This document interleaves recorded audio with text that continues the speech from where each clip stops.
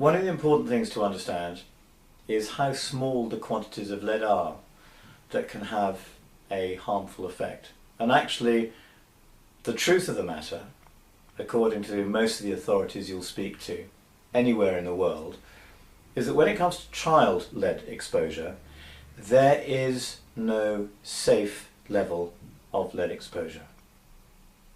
So to the extent that we can design out the potential for lead exposure risk in a child's life as they grow up, it is absolutely the right thing to do.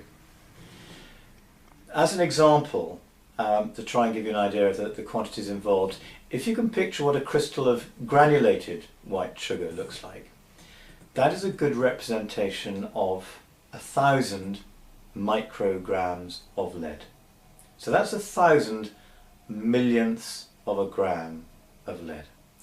And if you crush that crystal of sugar, which is a good representation of what 1,000 micrograms of lead could look like in paint, if you crush the crystal into 1,000 pieces, each one of those 1,000 pieces therefore is a microgram.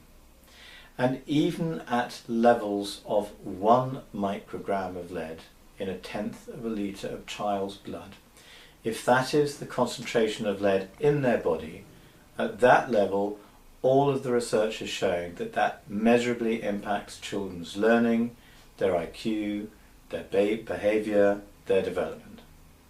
Okay, so really no lead is the target to beat.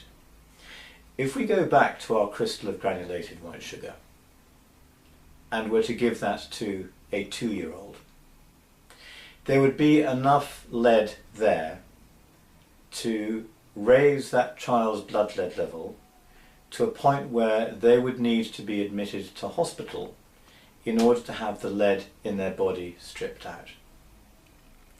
But that stripping out of lead from a child or anybody else's body is only something that can happen above certain levels of lead exposure. And those are levels that generally would present physical symptoms.